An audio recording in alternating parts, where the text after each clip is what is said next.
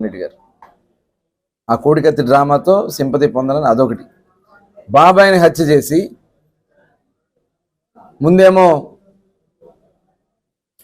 Heart attack అన్నారు, తర్వాత ఏమో గుండెపోటు అన్నారు, తర్వాత ఏమో గొడ్డలిపోటు అన్నారు.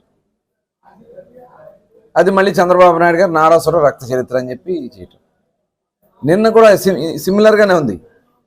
అక్కడ జగన్మోహన్ రెడ్డి గారి మీద రాయపడిందని బందర్లో ఉంది ఒక కుక్క, ఏమంటారు బందర్లో, ఆయన వచ్చేస్తాడు ముందు టీవీ ముందుకు వచ్చేసి టీవీల మీద ఏదేదో వాగుతాడు. చంద్రబాబు నాయుడు గారు వేయిపించాడు రాళ్ళు, మీరేం నిద్రపోతున్నారా? చంద్రబాబు నాయుడు గారు వేయిస్తా ఉంటే మీ డీజీపీ ఎవరు? మీరు వేసుకున్న వ్యక్తే కదా. మీ ఇంటెలిజెన్స్ డీజీ ఎవరు? మీరు వేసుకుందే కదా. ఇవాళ ఏంటంటే ఏదో రకంగా ముందుకు వచ్చేసి ఆ అంబటి రాంబాబు కూడా పేరు నాని గారు కూడా పేరు అక్కడ ప్రెస్ మీట్లు పెట్టేసి విమర్శిస్తూ ఉన్నారంటే ఇవన్నీ కూడా చాలా అనుమానాలకు తావిస్తూ ఉన్నాయి. ఒక సింపతి పొందాలి, ప్రజల్లో సింపతి పొందాలి, తద్వారా ఓట్లు రాబట్టుకోవాలని ఈ చీప్ ట్రిక్లు ఇక సాగు. జగన్మోహన్ రెడ్డి గారు నిష్పక్షపాతంగా ఇవాళ ప్రజలు సిద్ధంగా ఉన్నారు. తెలుగుదేశం, జనసేన, భారతీయ జనతా పార్టీని ఆశీర్వదించడానికి సిద్ధంగా ఉన్నారు. నువ్వు ఎన్ని డ్రామాలు ఆడినా, ఎన్ని రకాలుగా నువ్వు పొర్లు దండాలు పెట్టినా ప్రజలు నిన్ను నమ్మే పరిస్థితిలో లేరు. ఖచ్చితంగా మేము ప్రజలకి పూర్తిగా రక్షణగా ఈ రాష్ట్రాన్ని కాపాడుకోవాల్సినటువంటి బాధ్యత ఉందని కూడా ఈ సందర్భంగా తెలియజేయడం జరుగుతుంది.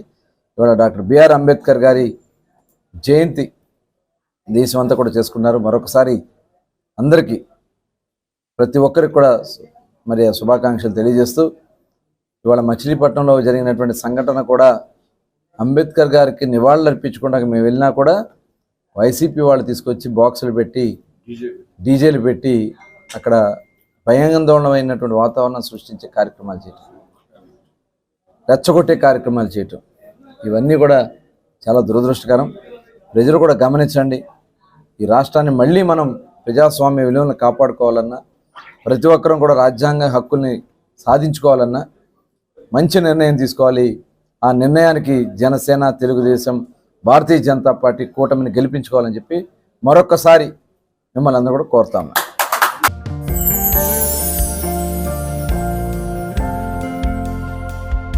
లవ్, ఈ అందమైన 4 అక్షరాల బారిన పడని మనిషి ఉండరు, మనసు ఉండదు.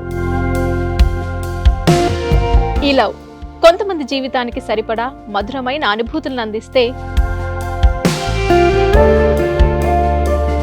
మరికొంతమందికి జీవితాంతం వెంటాడే చేదు జ్ఞాపకాలను మిగిల్చుతోంది.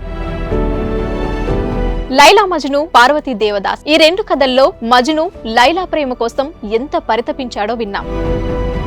దేవదాస్ పార్వతి ప్రేమ కోసం ఎంత పిచ్చోడయ్యాడో చూసాం. కానీ లైలా మజ్ను ప్రేమ కోసం ఎంత ఆరాటపడిందో మనం ఆలోచించలేదు. దేవదాసు దూరమయ్యాక పార్వతి పరిస్థితి ఏంటో మనం అర్థం చేసుకోలేదు. ప్రేమ నుండి పెళ్లి వరకు వెళ్ళలేకపోయినా ఎంతో మంది అమ్మాయిల బ్రేకప్ స్టోరీస్తో మీ లవ్ టుడే.